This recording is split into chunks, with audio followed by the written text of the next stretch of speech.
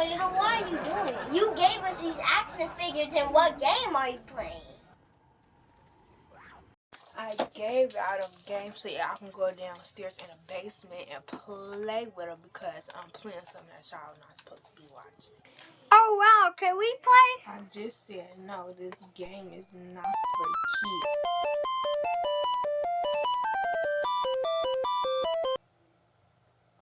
I gotta go somewhere. I'll be back. I gotta go meet somebody outside. Where are you going? Don't worry about it. I'll be back in 10 minutes. Y'all stay put.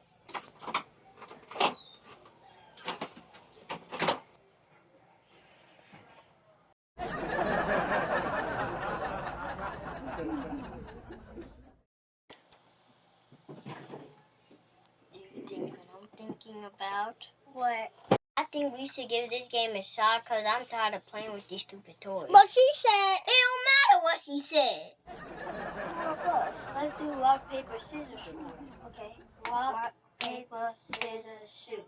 Oh, come on! Yes! Do you know how to play? No, but I don't care.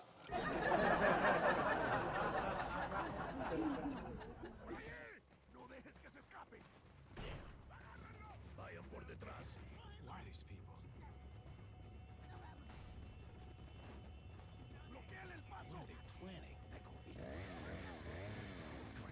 Chainsaw.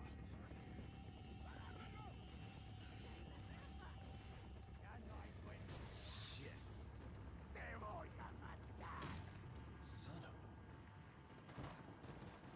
a... Go left and right. Don't move. I got it.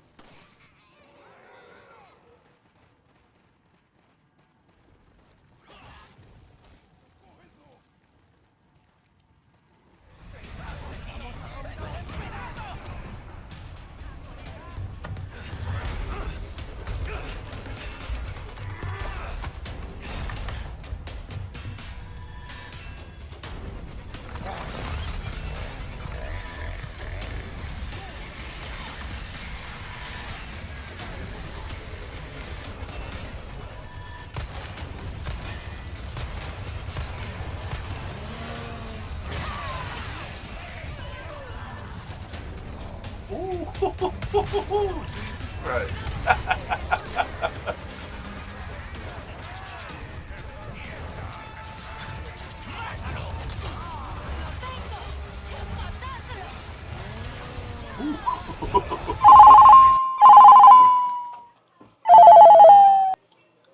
Hello? Yeah. Yeah, I'm actually playing it right now. Dude, you remember when we was young, man, and our cousin didn't want us to play this? But every time she was gone, we was playing it right behind her back, man, when she was away? Yeah, this is really bringing me back.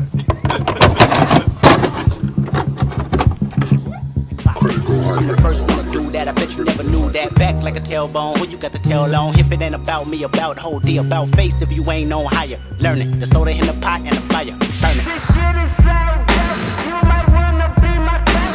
This shit is so dope, you might wanna be my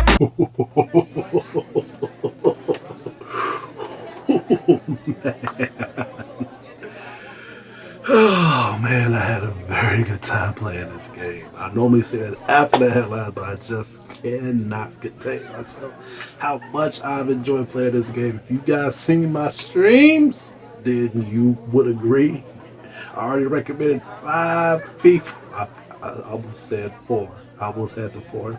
That's because of, I recommend 5 people to play it, and they have never been a Resident Evil fan. And by them watching me stream this, they have been on board and they have been loving this game so much. Anyway, back to the topic at hand. Resident Evil 4 is a 2023 survival horror game that is based on a 2005 original installment by Capcom. U.S. agent Leon S. Kennedy has been still suffering from PTSD due to the viral outbreak in Raccoon City in 1998. Is sent on a rescue mission to save Ashley Graham, the daughter of the United States President, from the mysterious Los Illuminados cult.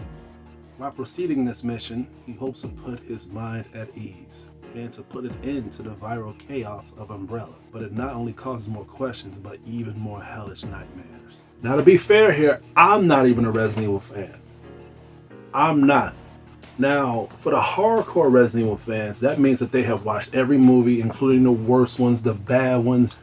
I'm not even a fan. I'm just a comer to the series because I haven't even played all the Resident Evil games. I was introduced to this one in the 2005 version, thanks to my cousin Mike. Now, this is a shout out to you, Mike, because if it was for him playing this game on the GameCube, and I was so overwhelmed and I wanted to play it because this game was bursting with so much action, bursting with so much intense moves, bursting with so much horror, and bursting with so much yumminess when it comes to the blood and gore, just everything. I was very nervous of them remaking this one. I was very nervous. Are they going to tone down the violence? Are they going to tone down the executions? Are they going to tone down like what made the original shine?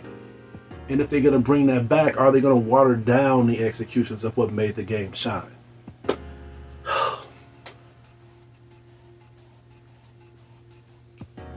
I love this game a lot. I love this game a lot. Now, I will say this though.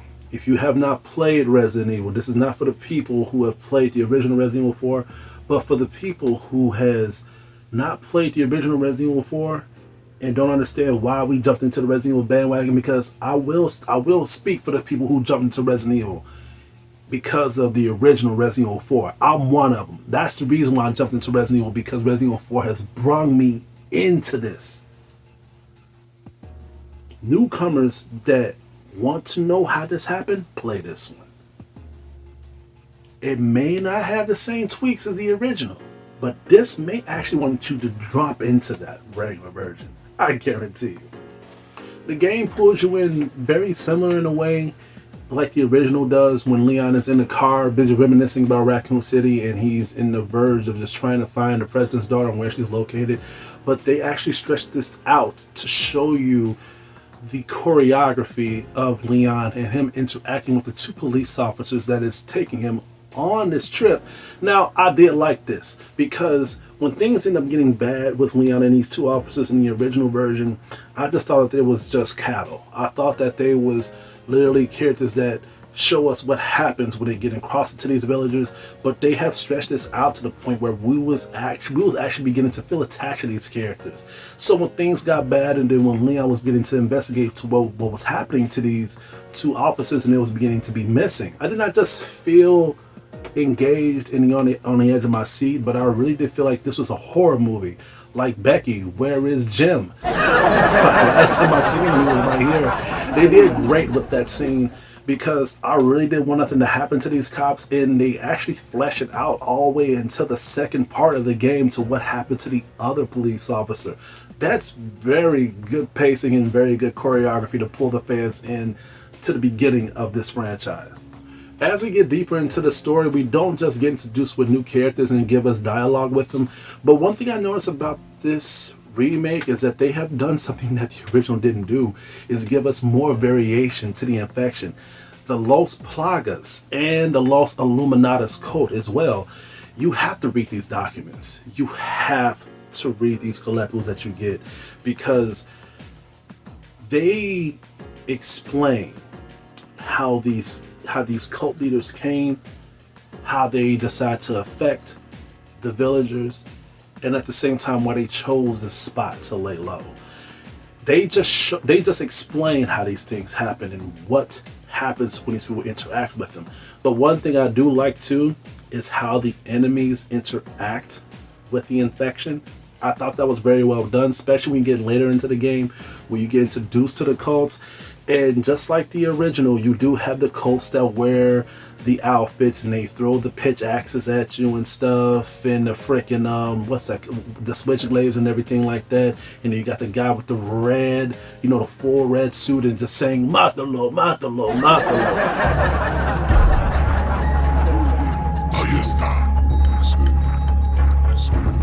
But on this one, not only did they show that, but each of these enemies have their own different ways of how they interact with each other. Like the guy on the red, not only does he send the goons after you, but this dude is a freaking Illuminati chanter. This dude chants and summons the Lost Plagas infection inside them to rupture so they can take full control. And it also affects your character too, because by him being affected by this virus, it doesn't fully take control of him because it's still hatched, so it still needs to grow. But at the same time, it does interact with Leon's behavior. He gets irritated. He's like, what the hell is this? Gloria a las plagas! Gloria a las plagas!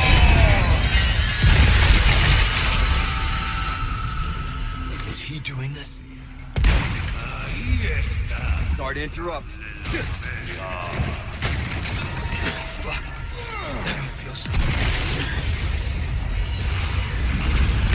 So you need to kill him first, because if you don't kill that red bastard first, all hell is going to break loose and you're going to have a lot of Los Plagas infection trying to come after you. And trust me, it's going to be a big waste of ammo because I died so many freaking times, so many one-hit kills. It didn't make any sense to me, but that's what made it so good.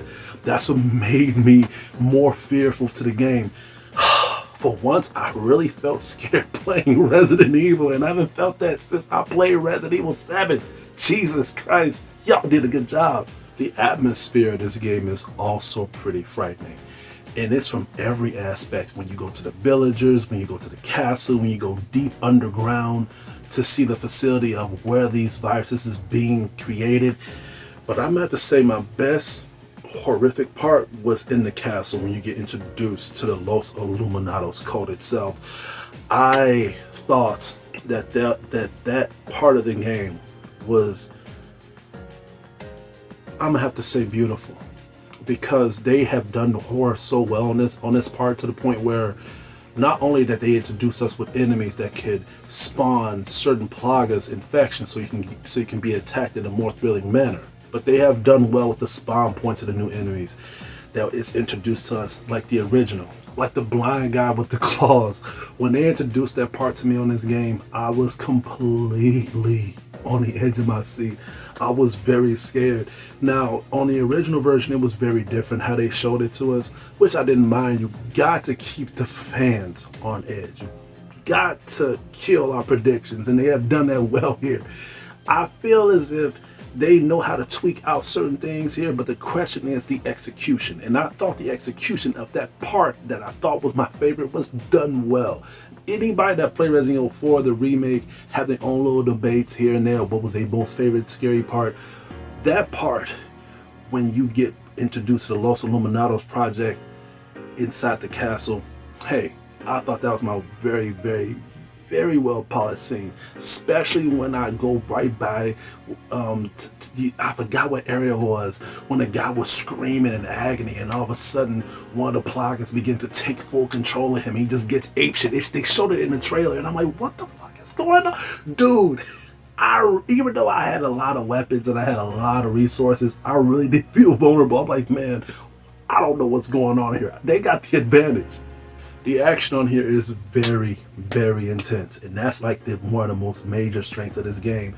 The two major strengths is the scares and the action. Well, three, I'm sorry. The brutalness of the violence. You have to have these three right, and I have to say they've done well with all three, especially when the combat maneuvers of how you use the knife. On the original version, the knife was like a 50-50. You didn't have to use a knife, but at the same time, when you want to open crates, then that's when you used it.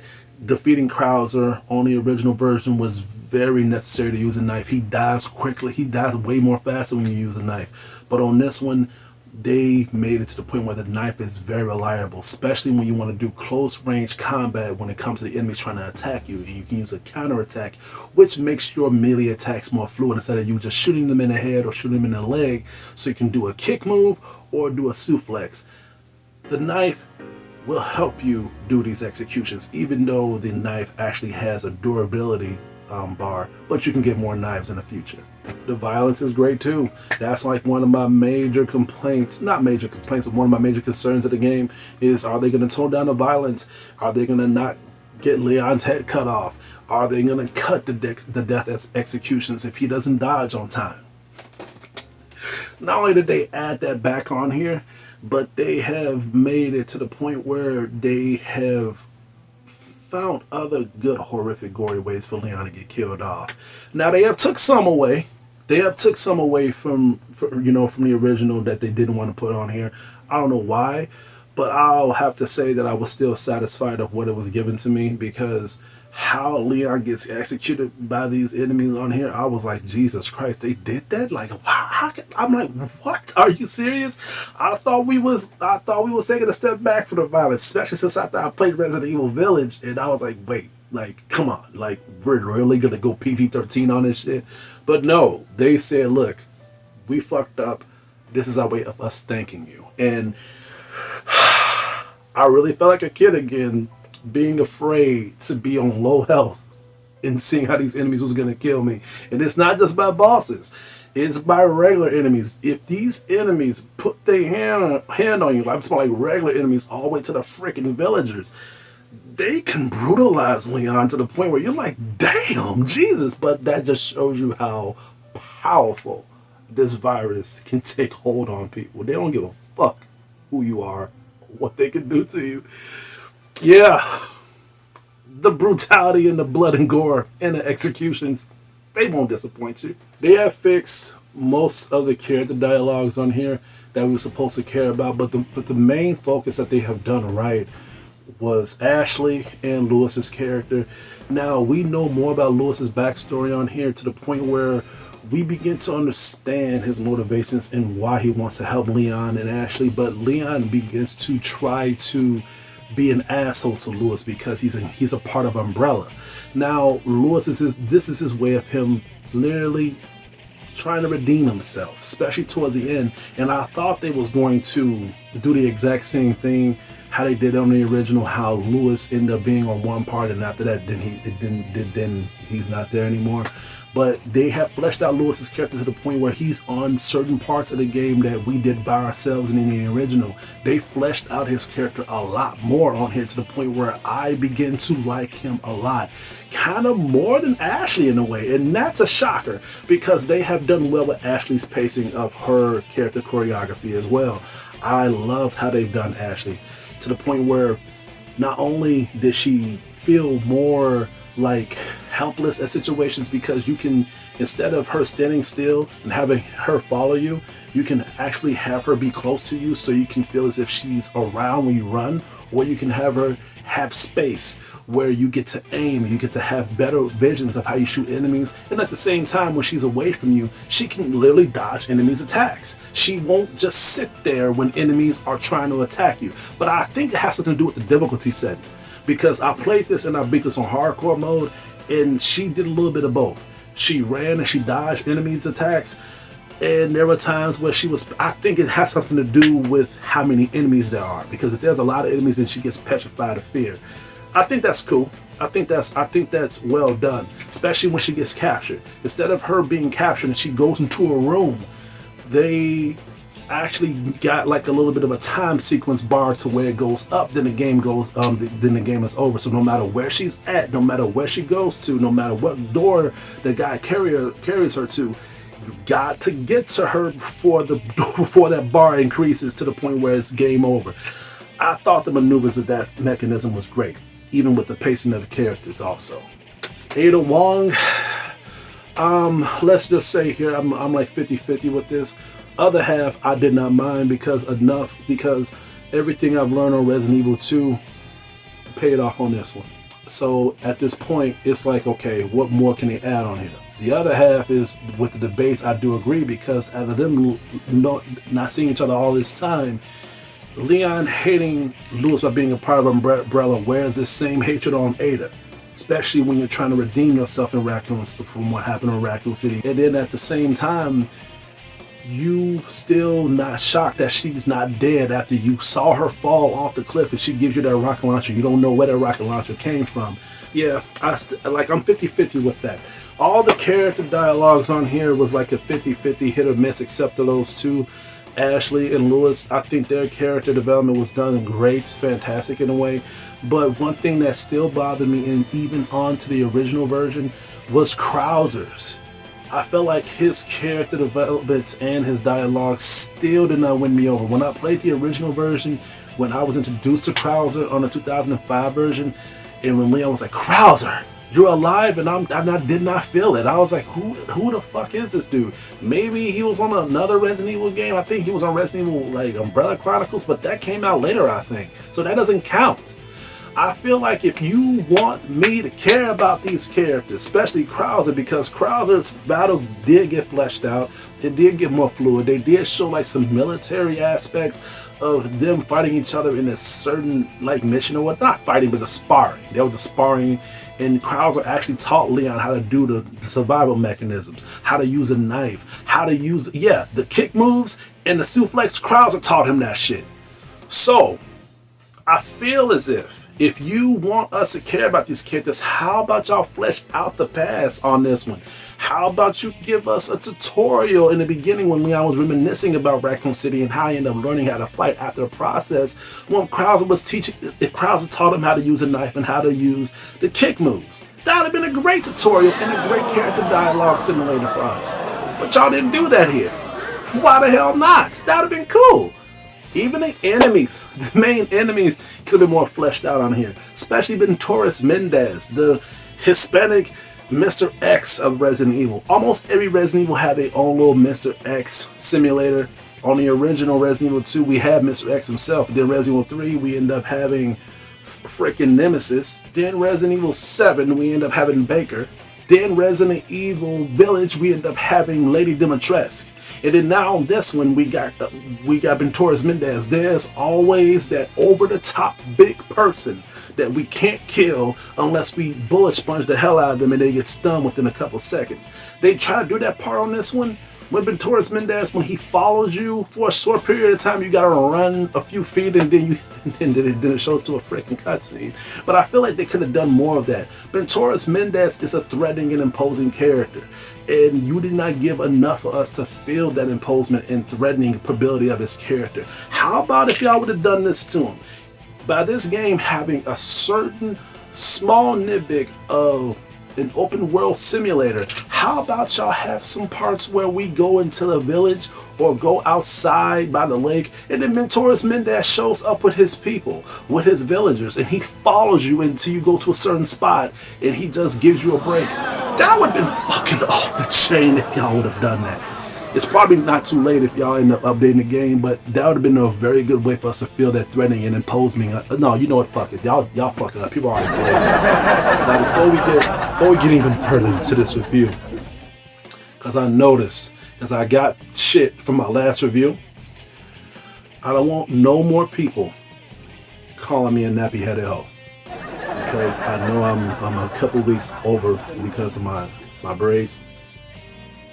There's only one nappy-headed hoe on this review, and that's Roman. Bitch, if you think that people are gonna rock that hairstyle in the 1800s, motherfucker, you do not have the goddamn Las Plagas Illuminados infection. You got Ebola, okay?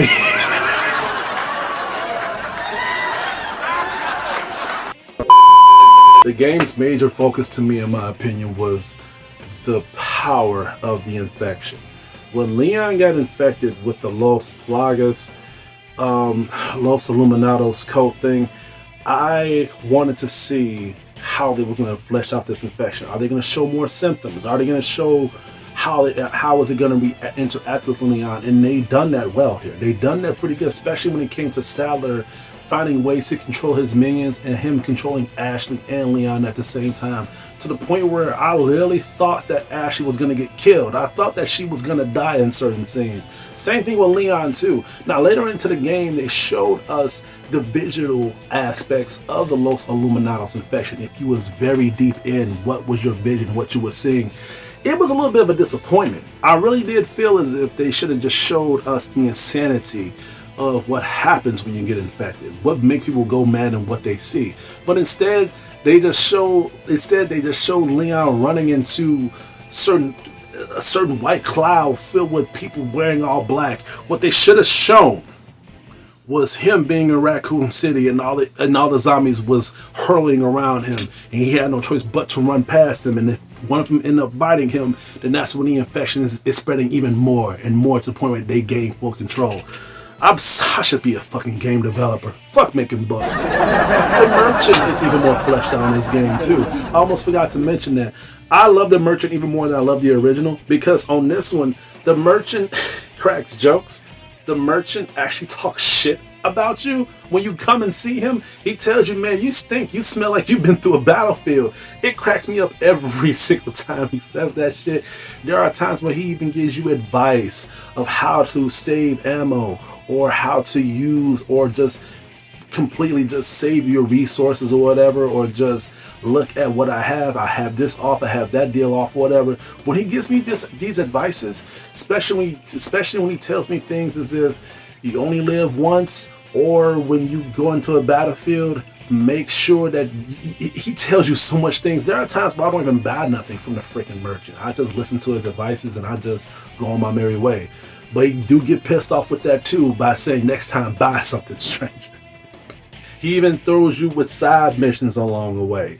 When you complete these side missions, you get rewarded these spindles that you can use for exchange to buy other things from the merchant, such as maps, weapon upgrade tickets, other herbs and stuff like that, and tokens that you can use to buy certain perks that you can put in your suitcase when you do these target practice rounds. I did some of these target practices so you can win some more of these tokens. But man, they're more harder than the original. You have to literally John Wick these motherfuckers. Overall, because people that has not played this are asking, a lot of people that have played both, this question: is it better than the original? Is the original better than this one? Should I play the original before I play this one? No, no, and yes. Play the original before you play this one, because this one is not better than the original. Hell no. By far not better than the original. But to be fair here, the original's not better than this one either. So I don't know what the hell IGN is talking about with their high rating. I'm going to get to that in a second, because they get that a 10 out of 10. They're both good in their own way, and to be fair, they're both masterpieces too. I'll give IGN that. But that 10 out of 10, no. Even though the original Resident Evil 4, the 2005 version, even up to the PS2 version, would include Separate Ways, which is a great DLC adaptation to the original. This game don't deserve no 10 out of 10. Hell no. Even though this game's major strengths was the improvement of what the game was lacking, they took away some things and certain bosses that I was very disappointed with. First of all, where the fuck is this guy? These was one of the most favorite boss fights I had on the original. Where the fuck is he? I was heartbroken when I ended up taking down Roman and I was getting close to Sadler and I just made it to Sadler and I did not fight that thing. What happened? Where is he? Same thing with Ada. When I beat the game, no Ada story. I don't know what's going on here. Now if this one had all those features, it fleshed them out, then yes. I think this might have been probably a little better, but since it's lacking those things, I still would recommend you playing the original. It's not better than the original. They're both great in their own way. I'm gonna have to give Resident Evil 4 a B. All those modes gone. But we don't know. I don't know about mercenaries that might be free, but as for separate ways and as for those other modes that we may have, especially the ones that people are asking for when it comes to Krauser and Leon's story, which I don't know. That stuff might be come out as paid DLC. This is Capcom after all.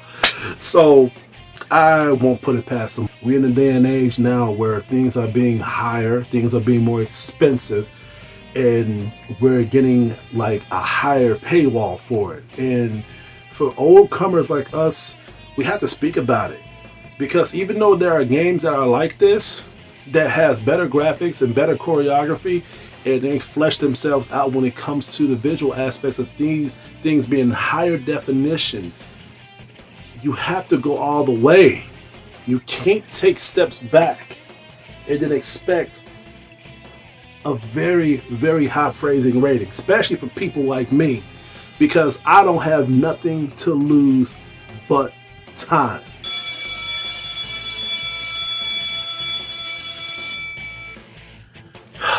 And love.